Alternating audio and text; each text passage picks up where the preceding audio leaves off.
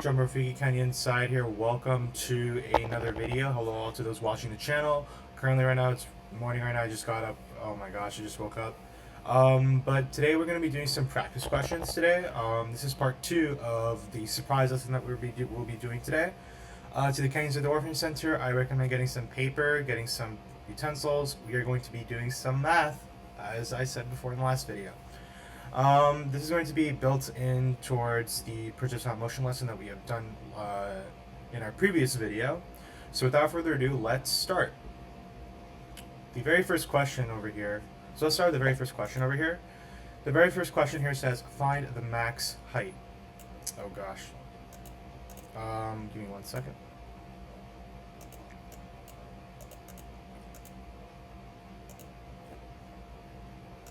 First question says, find the max height. So given we have is that V initial is 20 meters per second. The other givens are theta is equal to 66 degrees, and then given is the H initial is 9 meters. To find the max height, we just need to calculate for, we just need to find the projectile motion, and then afterwards, to find the max height, leave a comment down below. First off, pause the video if you guys can. So now let's start solving the problem.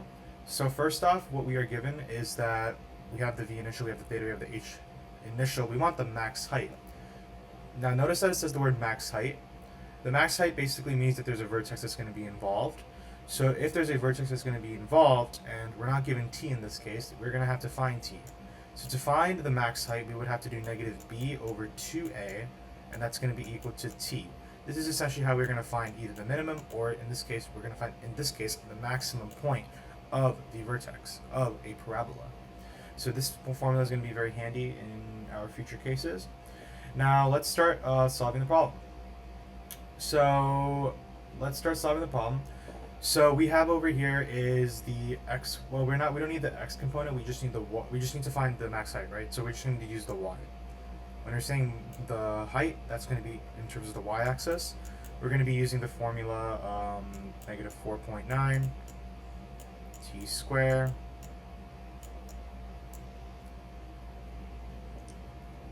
plus that by v initial, or yeah, v initial sine theta t plus h initial. This is the formula that we're going to be using here. Now we have some things we can fill out over here. So we already have here y equals negative 4.9 t squared plus that by v initial is 20 meters per second, so we'll put 20 in our equation. Sine 66 t plus 9. Now, as you can see here, this is a quadratic function. So now that we have a quadratic function, we're just going to basically, to find our max height, we just need to find t. So if you do if you plug in t over here, so why would you? So hold on. Now what we're going to be doing is we're going to be doing this step over here. We're going to be substituting the b and the 2 and the b and the a. In this case, we have negative 20 divided by negative 9.8. Because it's 2 times negative 4.9, and this is approximately 1.86 seconds. Now with this 1.86 seconds, we just substitute this in this equation. So we just substitute that, and then once we substitute that, we're going to get approximately, if you do the math, y will equal to 26 meters. So when we do the math, if we do the calculations, I do want to see, our team does like it if we put this in degrees, so let's put this in degrees. And yeah, we're not going to be using radians, we're going to be using degrees, and try to round it into the hundredths place. That would be very cool. Typically in time, when we're trying to measure time, we typically try to measure this in seconds, and for the height or any horizontal displacement or anything certain of that, that's going to be in meters. So this is our final answer. Now let's start with the second question. You guys can, take a picture of this if you guys want. Leave a comment down below if you guys found another way to do this. There might be other ways to do this, and I'm kind of curious if you guys actually have any other ways to do this. So next question is, what is the horizontal displacement when the object lands? Okay. So what's very, very good here is that we want to find horizontal displacement. So anything with horizontal displacement, we are trying to find the xt component. So remember the formula for that is xt is essentially equal to v initial cosine theta times that by t.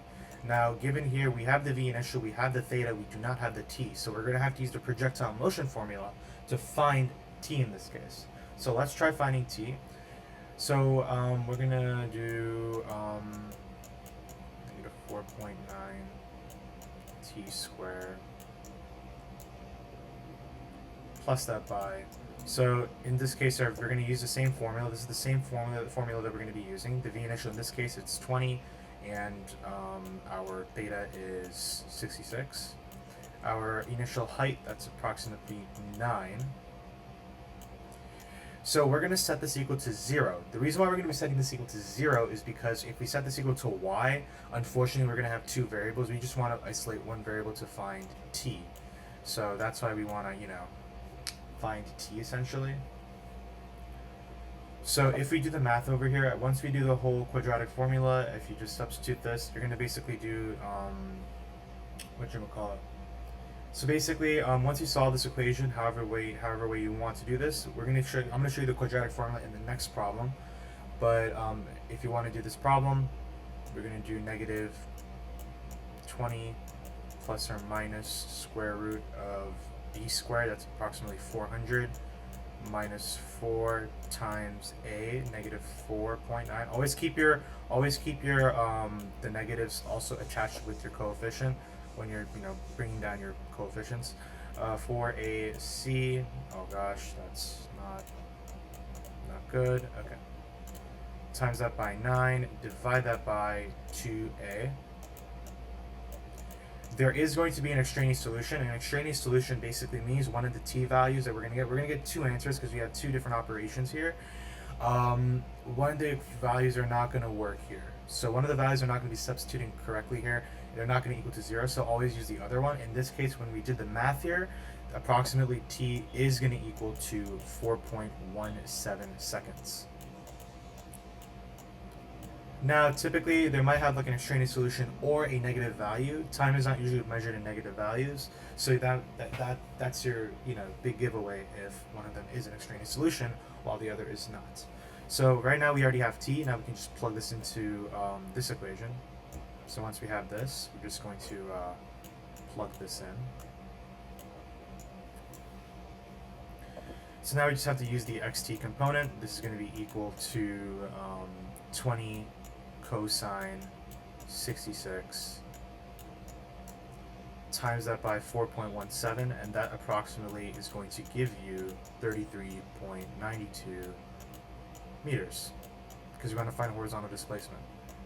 The big giveaway is horizontal displacement. That is your xt component. So this is the answer for this question. Let me know if you guys have any questions so far. These are for the very first two problems. I'll make this bigger afterwards. Let's do the third question. The third question asks, what is the initial velocity? So we're given here, let me do a different color actually, give me one sec. Okay, let's do a different, all right. So we're trying to find here what is the initial velocity. Now we're given that the initial height is 6 meters, theta is 33 degrees, and it lands 48.88 meters away. Okay. So what we're given here is we want to find the initial velocity. So we already have, it lands 48.88 meters away. This is essentially giving away that from the start point to the end point of how much the object was launched, that indicates that there is a horizontal displacement because the object is moving across. So we can use the xt component here. In this case, our xt component is 48.88 meters. So 48.88 is equal to v initial cosine theta t. Now in this case we already have our theta. Our theta is 33 degrees, so we're going to just plug in 33. Now here's the thing, we don't have time nor v initial, so we're going to also try to use the we're going to try using the projectile formula as well, but in this case we still have to find t. So in this case we're going to do some substitutions of expressions into bigger expressions. We're going to be substituting we're going to basically just find t using this expression given the fact that we do not have the initial. So t is going to equal to 48.88, divide that by v initial cosine 33. So that's what we're given here. Now what we can do is we can just plug this in towards the period, not the periodic formula. We're going to be substituting this into the projectile motion formula. So we're going to have y equals, actually, we're not going to be doing y equals, because if we do y equals, then we're not going to be able to find our v initial. Because we want to just play around with the t value so that we can just find v initial alone. So 0 equals negative 4.9 t squared plus that by, hold on, give me 1 second, guys. Oh, so we want to find the v initial, not the t, because we want to find v initial so that way, yeah. Okay, so we want to find v initial. Sorry about that, guys. So see, I'm gonna crash out eventually. So we're going to be basically finding the v initial formula here. So bear with me. We're going to find v initial. So that means that, you know, we want to isolate v initial alone. We do not want the t value at all. So we're going to just basically find this thing. So let's start doing that. So 48.88, divide that by cosine 33 t, times that by sine of 33t. Now you guys might be curious of what this expression would come from. This expression comes from this guy. This is the v initial. This goes from here. And we have the sine 33t, you know, sine theta t. This is already included in this equation over here. So that's cool to know. So now we have sine 33t. We're going to add this by 6. And then once you do this entire math, we're going to basically use the quadratic formula. This expression over here is going to give you approximately,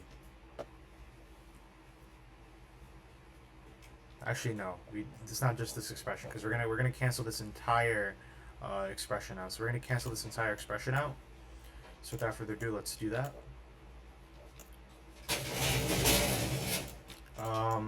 So our new formula is going to be 0 equals, so you're going to use our trig functions here in this case. Oh gosh, okay. Actually restored, thank God.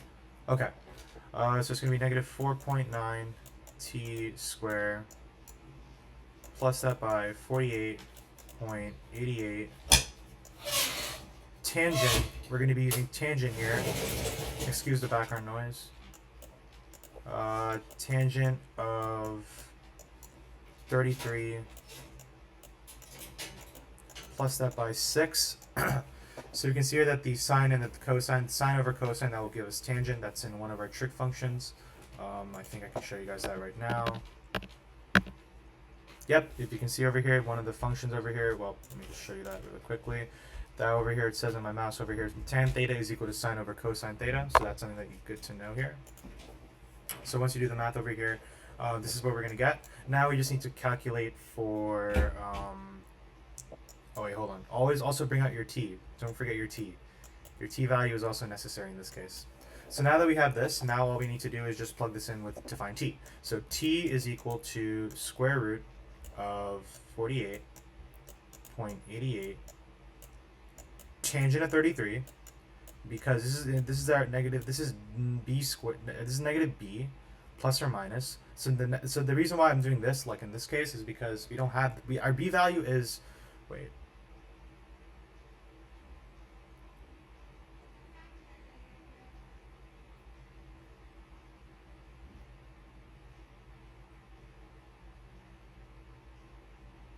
give me 1 second right now, guys. Hold on, I gotta check my math really quickly. I knew this is gonna happen. Negative b. I'm telling you guys, I'm gonna crash out. To those watching, like, I'm gonna crash out. Hold on. Let's see here really quickly.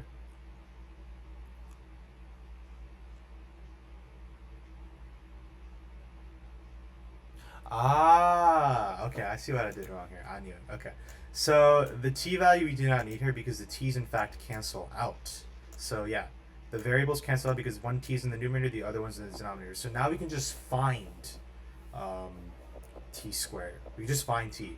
So in this case, we do not need to use the quadratic formula. In this case, we just need to, just isolate to find t. So we're going to bring everything on the right side, and once you do that, we're just going to do this. T is going to equal to the square root because this is an exponent. 48.88 tangent of 33 plus that by 6. We're going to divide this entire thing by 4.9, and this is approximately this equation. This is approximately going to give me 2.78 seconds. Again, round it in the hundreds. Don't try to just round it in like the whole place because the whole place value it wouldn't look so accurate. The hundreds or the thousands, those are pretty preferable, but in this case, I think hundreds is a good idea. So we already have 2.78 seconds. So now that we have this, now we just need to plug this into this bad boy. So now what we're going to do afterwards is we're going to just calculate for the initial. Okay. So, ¿qué pasó? What happened here? Okay. So the initial is going to equal to 48.88. Divide that by cosine of 33 times that by 2.78, and this is going to give me this baby, 21 approximately. So our initial velocity is 21 meters per second. So this is our answer for this baby. So this is the work that we did for this problem. I'm gonna try to separate the work out so you guys can see what we did. So don't worry. So the last one. Okay, this one is going to be a little bit of a unit circle kind of situation here. So we're gonna review some unit circle rules here as well. This is gonna be very good for me as well. So no! Oh no! Wait! Please save! Oh, thank gosh! Oh, oh my gosh! Okay, I automatically clicked something. Oh gosh! Okay. Whew! Okay. So what is the angle? Okay.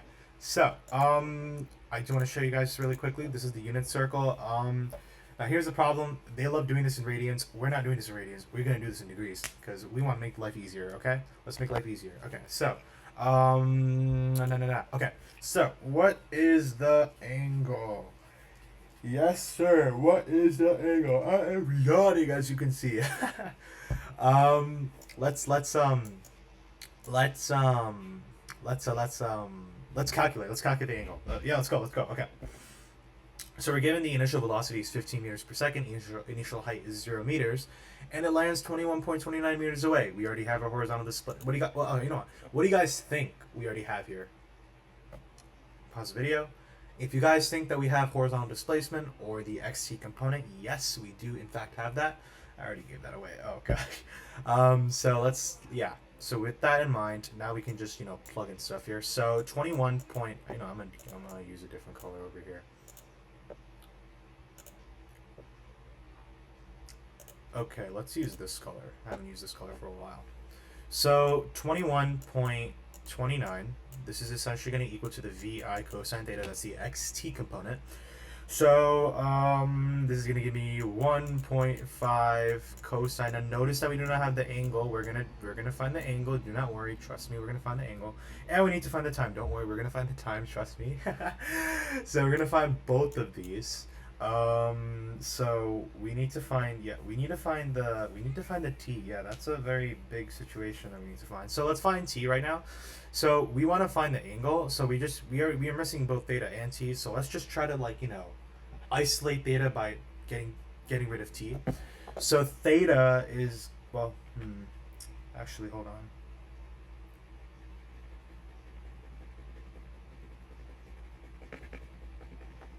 Yeah. So t is going to be equal to 21.29 Divide that by 1.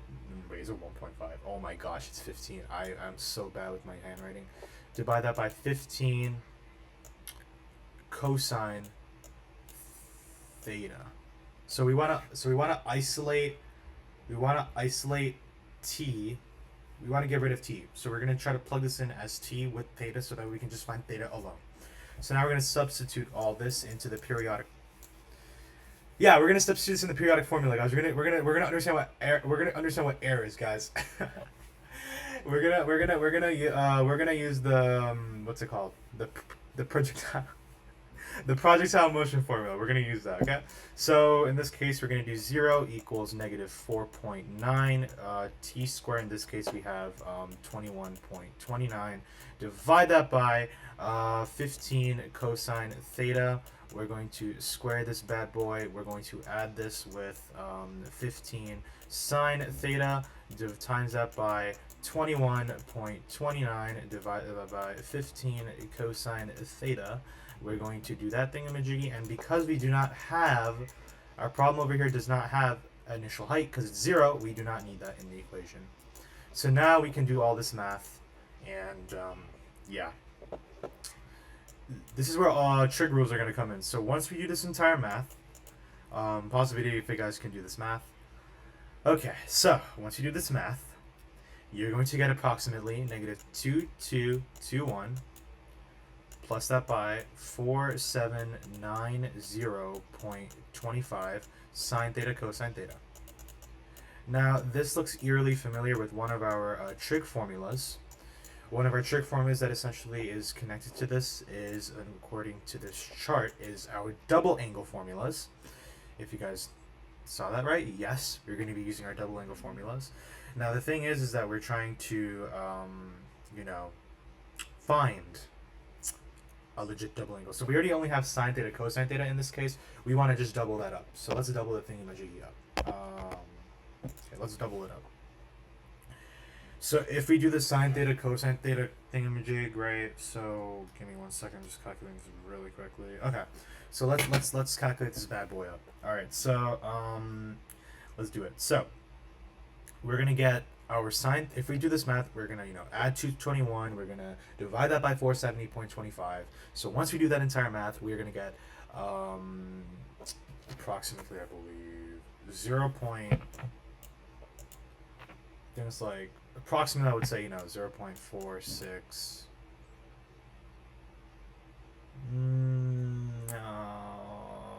You know what? 0.4635 is equal to sine theta cosine theta. If you double this one up, you're going to get approximately 0.9273 because we're timesing it, we're multiplying it by 2. So 0.9273 equals to 2 cosine theta sine theta, same thing. It's literally just like swapping the trigs. So then afterwards,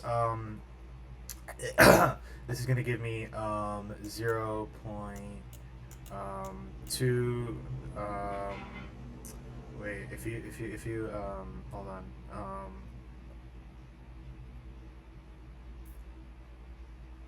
okay, can I understand my handwriting here? Yes. Oh gosh, I totally can understand my handwriting. Hold on, give me 1 sec.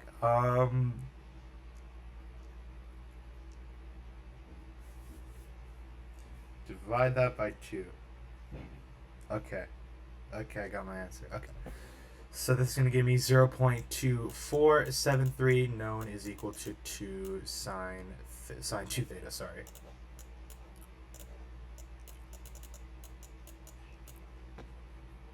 Right? So now what we're going to be doing is we're going to be using reference.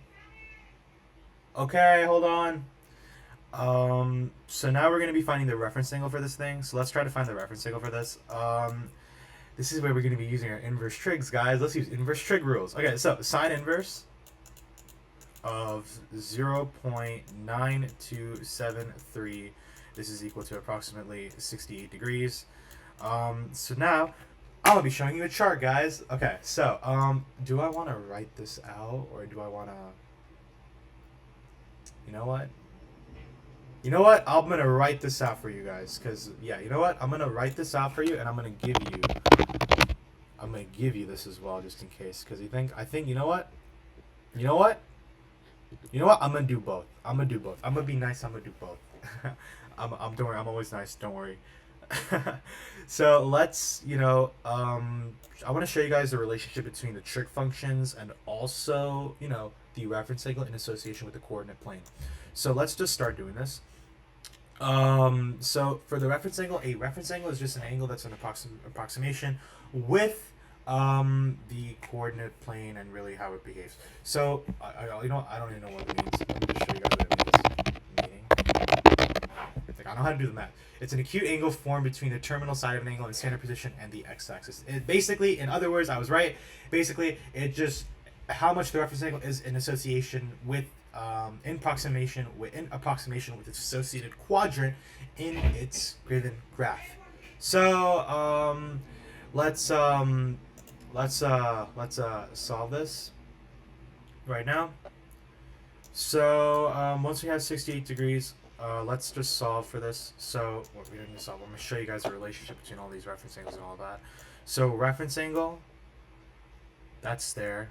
So notice that this whole thing, it's going to be a complete circle in 4 different quadrants. Each quadrant has 90 degrees. The whole thing is 360 degrees. So we have reference angle over here. That's just going to be normal reference angle. If the reference angle rotates over here, to find that, you just do 180 minus reference angle. And if you do over here, this is going to be 180 plus the reference angle. Wait! Okay. Oh my gosh. You know what? Hold on. Give me 1 second, guys. Right back.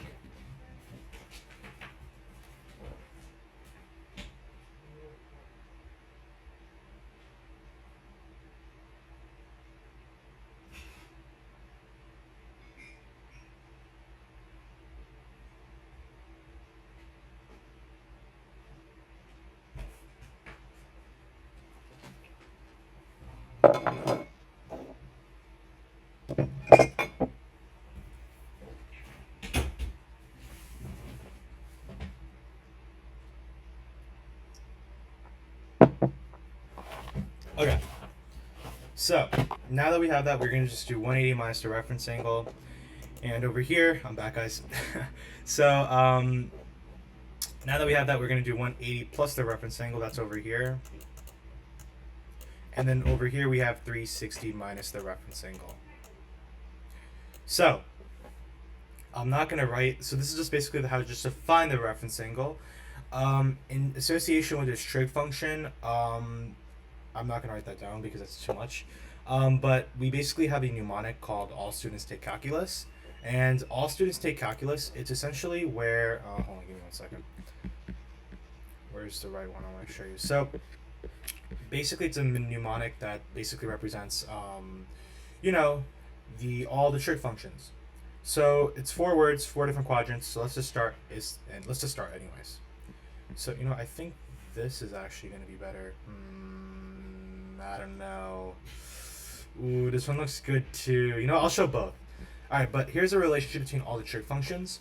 As you can see here, we have all. That means all the trig functions are positive. This basically determines which trig functions are not positive, which trig functions are negative, in association with this coordinate plane. So we have all. That's all these functions. These are all positive. The left, anything in quadrant 2. All right, so this is quadrant 1, this is quadrant 2, and this is quadrant 3, and this quadrant is 4. Okay? Now, this is quadrant 1, this is quadrant 2, so we over here only sign is positive because, all students sign. The S, it's like basically, the very first letter, that's the giveaway. The second part, the third part is the third quadrant, that is tan. Tangent is positive. Take tan, t. And then the other one here is cosine. Cosine, calculus. Cosine is positive. So you can see here, this is the mnemonic, and that's really, really cool. Here's another good one over here. Okay, never mind. I don't want to do that. Never mind. You know what, guys? Never mind. We're not going to look at that. Let me see if I can even show you guys another one. Are there any other good ones? Ooh, that looks nice. Pixels. That's nice. This is better. Oh my gosh. Can I even? Yes. This is everything in summary. Okay? This is a summary. Good. This is a summary. Okay, but do not worry about the cotangent. Do not worry about secant. Do not worry about cosecant. We are not doing those kind of things right now. We are just doing normal sine, cosine, and tangent. Do not worry about those. Please do not worry about those, okay? So anyways, let's, oh, I know that there's going to be one person on the chat that's going to be like, yo, teach me cosine, cotangent, and cosecant. Oh, no. Okay, it's okay. All right, anyways. You can see me crashing out already. Okay, so, let's, now that we have 68, we want our sign to be positive in this case. Given what we have already, and given what I showed you, sine, do you guys know where sine is positive? I can just show you now right now. So according to this diagram, where is it? Please don't tell me I lost it. Okay. So in quadrant number 2 and quadrant number 1, we can see that sine is positive. We're going to still use 66 degrees. So basically we're going to be using these two quadrants, and we're going to be using 180 and the reference angle. So 2 theta, because this is a double angle, this is equal to 68. This is approximately going to give me 34 as theta.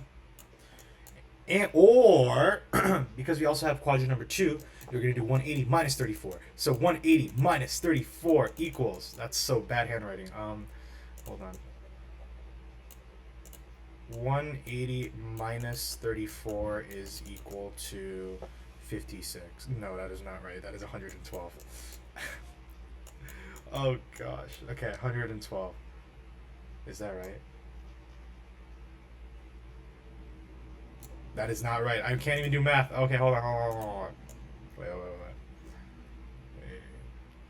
Oh no, we're applying. No, guys, we're applying the 68 here because still it's a double angle. It's still the reference angle in this case, so we're doing 180 minus 68. That's going to give me 112.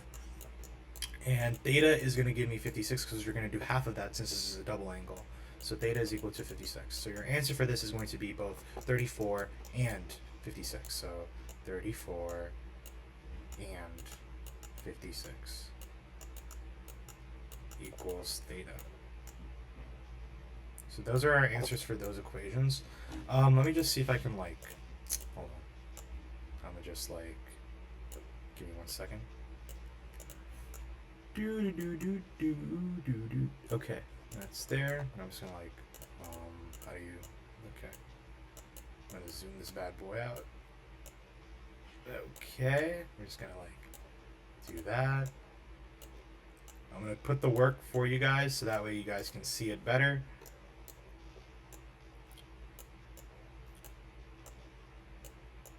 Okay, now we just, like, holy cow, okay.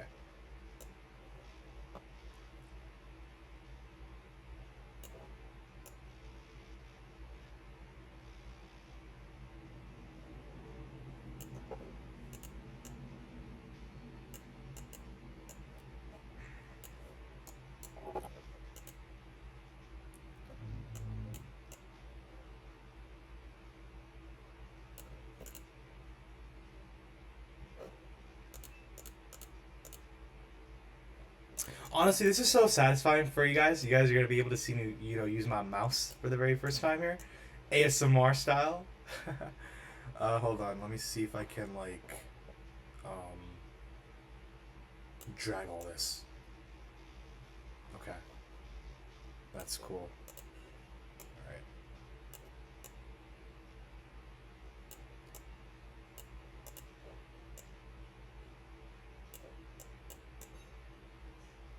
Oh no. Oh no. Okay, we're gonna.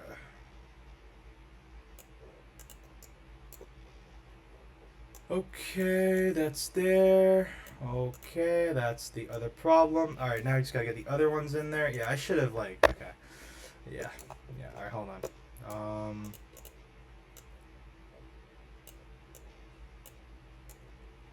Okay, now we just gotta, like, put all this. Oh no. Okay, we'll just do that, and then we just, you know, add.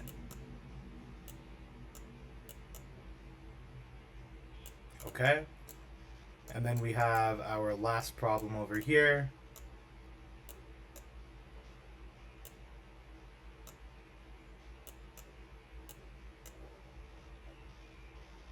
Okay, that's a lot of work. You know what? I think,